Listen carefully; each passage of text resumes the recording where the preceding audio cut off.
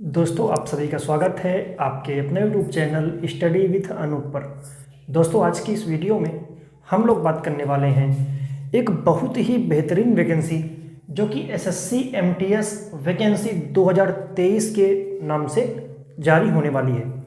तो इसी वैकेंसी की आपको इस वीडियो में कंप्लीट जानकारी मिलने वाली है, जैसे कि इसमें कौन कौन से पद आते हैं, कुल कितने पोस्ट पर यह वैकेंसी आएगी, इसके अलावा आप आवेदन कब से कर सकते हैं, इसका एग्ज़ाम डेट कब है, इसकी शैक्षणिक योग्यता क्या है, इसमें एज लिमिट कितनी मांगी जाती है, इसकी फिजिकल योग्यता के बारे में, यानी कि फिजिकल में आपसे क्या क्या कराया जाएगा, ठीक है, क्या सभी पोस्टों में फिजिकल मांगा गया है कि नहीं मांगा गया, इसके अलावा इसकी चयन प्रक्रिया क्या रहेगी, आपका सीबीटी एग्ज़ाम हुआ तो उसका सिलेबस क्या रहेगा, कौन कौन से सब्जेक्ट आएंगे, निगेटिव मार्किंग रहेगा कि नहीं रहेगा, कितने घंटे का पेपर होगा, इसके अलावा इसमें कितने स्टेज होंगे, इसमें एग्ज़ाम के कितने स्टेज होंगे, ठीक है। कंप्लीट जानकारी आपको इस वीडियो में मिलने जा रही है। तो अगर आप हमारे चैनल पर नए हैं तो चैनल को सब्सक्राइब कर लीजिए, साथ ही बेल आइकन को जरूर दबाइए ताकि आने वाले वीडियो का नोटिफिकेशन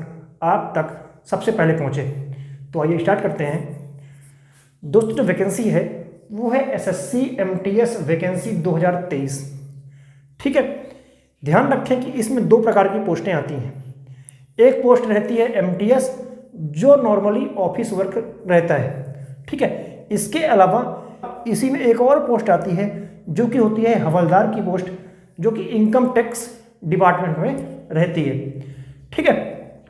तो इसमें दो प्रकार की वैकेंसी आएंगी, एसएससी एमटीएस की और एसएससी एमटीएस से ही हवलदार की पोस्ट के लिए आवेदन मंगाए जाते हैं, ठीक है। तो आप इसमें जो है लगभग 10,000 से अधिक पद रहने की इस बार संभावना है, ठीक है। यानी कि 10,000 से अधिक पदों पर वैकेंसी आपको देखने को मिल सकती है। बात करें आप आवेदन कब से कर सकते हैं, तो इसके लिए आप आवेदन 17 जनवरी 2023 से 17 फरवरी 2023 तक, ठीक है, पूरे एक महीने 17 जनवरी के बाद आप आवेदन कर पाएंगे, 17 जनवरी से 17 फरवरी तक, ठीक है। अब बात करें एग्ज़ाम डेट की, तो इसका एग्ज़ाम भी बता दिया गया है कि आपका अप्रैल 2023 में एसएससी एमटीएस का एग्ज़ाम करा लिया जाएगा, ठीक है ना। अब बात करें अगर कि शैक्षणिक योग्यता क्या मांगी गई है इस पोस्ट पर आपको, तो देखिए, अगर आप 10वीं पास हैं, ठीक है, तो आप इसके लिए आवेदन कर सकते हैं। केवल 10वीं पास इसमें मांगा गया है। अगर आप 10वीं पास हैं तो आप फॉर्म को फिलअप कर सकते हैं, ठीक है। बात करें आयु सीमा की, यानी कि कितनी एज लिमिट आपकी होनी चाहिए कि आप इसके लिए आवेदन कर सकें, तो अगर आप 18 साल से 27 साल के बीच में हैं, यूआर कैटेगरी के बच्चे अगर 18 साल से 27 साल के बीच में हैं तो आप फॉर्म भर सकते हैं। इसके अलावा ओबीसी कैंडिडेट अगर आप हैं तो आपको 3 साल की छूट मिलती है, तो आप 18 साल से 30 साल तक हैं तो आप फॉर्म भर सकते हैं।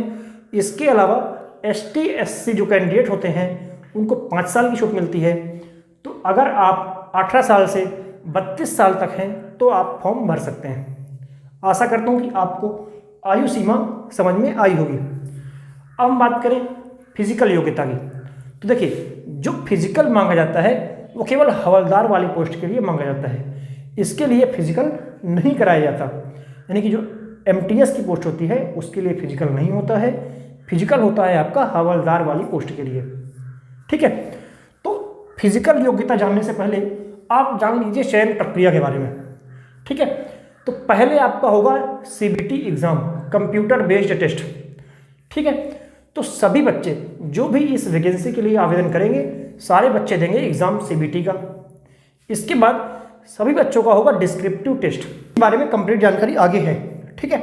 तो पहले आपका एग्ज़ाम होगा कंप्यूटर बेस्ड टेस्ट, जो बच्चे इसको पास करेंगे वो देंगे डिस्क्रिप्टिव टेस्ट। अब डिस्क्रिप्टिव टेस्ट के बाद दो प्रकार से बच्चे छट के बाहर आएंगे। एक तो जिनका होगा डॉक्यूमेंट वेरिफिकेशन, किसका होगा, एमटीएस वाली जो पोस्ट है वो एग्ज़ाम देंगे सीबीटी, फिर डिस्क्रिप्टिव टेस्ट, फिर देंगे डॉक्यूमेंट वेरिफिकेशन, ठीक है। और जो हवलदार वाले बच्चे हैं वो डिस्क्रिप्टिव के बाद फिजिकल देंगे, उनका फिजिकल एग्ज़ाम होगा और डॉक्यूमेंट वेरिफिकेशन होगा, फिर दोनों का फाइनल रिजल्ट आ जाएगा।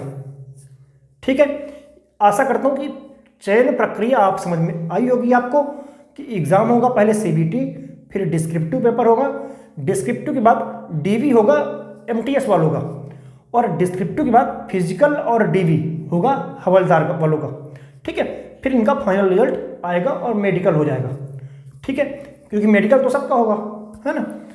तो अब बात करते हैं फिजिकल में, यानी कि अगर आप इसके लिए भी आवेदन करते हैं, ध्यान रखें आप दोनों के लिए आवेदन कर सकते हैं, एमटीएस और हवलदार के लिए, दोनों के लिए आप प्रेफरेंस डाल सकते हैं, आपसे पूछा जाता है। ठीक है, तो देखिए आप फिजिकल की बात करें अगर, तो आप मेल कैंडिडेट अगर हैं तो पैदल चलना पड़ेगा आपको 1600 मीटर 15 मिनट में। 1600 मीटर 15 मिनट में चलना होगा मेल कैंडिडेट को। अगर आप फीमेल कैंडिडेट हैं तो आपको 1 किलोमीटर चलना है 20 मिनट पे। ठीक है, इसको बिना किसी प्रैक्टिस के आसानी से आप कर सकते हैं। ठीक है, इसको किसी भी प्रकार की प्रैक्टिस की जरूरत नहीं है, क्योंकि अगर आप आराम से चलते हैं तो भी आपका कंप्लीट हो जाएगा।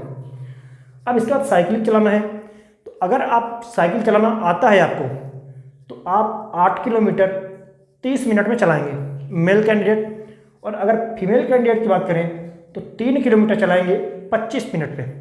ये भी बहुत आसानी से हो जाएगा, क्योंकि 30 मिनट पे 8 किलोमीटर कोई बहुत ज़्यादा नहीं है, आप आसानी से पहुंच सकते हैं। वजन की बात करें तो अगर आपका वेट मेल कैंडिडेट में तो बताया नहीं गया है, यानी कि उनका कोई लिमिट नहीं है। अगर हम फीमेल कैंडिडेट की बात करें तो आपका वेट 48 kg होना चाहिए। अगर हम बात करें चेस्ट की तो मेल कैंडिडेट का 76 सेंटीमीटर चेस्ट होना चाहिए, और 5 सेंटीमीटर का एक्सपेंशन, यानी कि फुलाने पर 5 सेंटीमीटर आपका चेस्ट फूलना चाहिए। तो आप 76 होना चाहिए, और 5 सेंटीमीटर फुलाने के बाद 81 सेंटीमीटर तक जाना चाहिए। उससे ज़्यादा होगा तो चलेगा, कोई दिक्कत नहीं, लेकिन उससे कम नहीं होना चाहिए। फीमेल कैंडिडेट में ये क्राइटेरिया नहीं है। इसके अलावा ऊंचाई की बात करें तो ऊंचाई में मेल कैंडिडेट का 157.5 सेंटीमीटर होना चाहिए हाइट, और फीमेल कैंडिडेट का 152 सेंटीमीटर हाइट होना जरूरी है।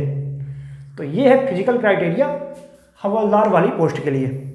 ठीक है, अब हम बात करते हैं सीबीटी एग्ज़ाम के लिए।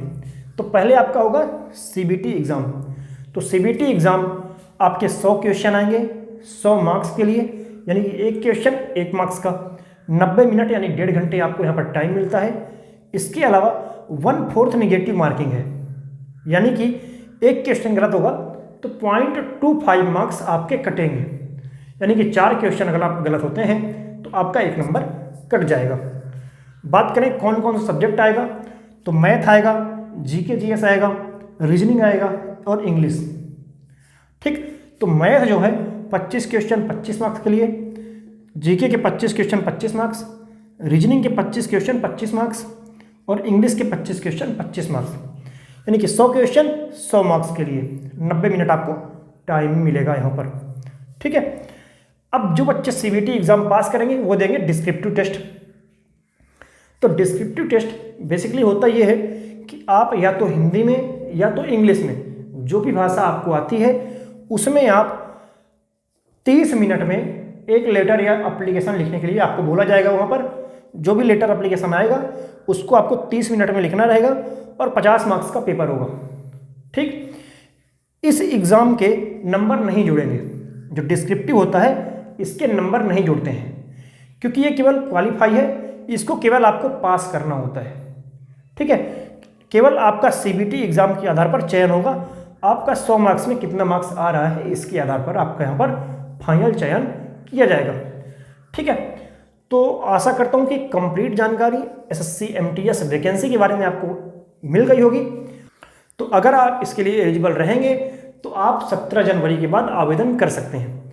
ठीक है, अगर आपको वीडियो पसंद आता है तो वीडियो को लाइक करें, शेयर करें और हमारे चैनल को सब्सक्राइब करें। साथ ही बेल आइकन को जरूर दबाइए ताकि आने वाले वीडियो का नोटिफिकेशन आप तक सबसे पहले पहुंचे।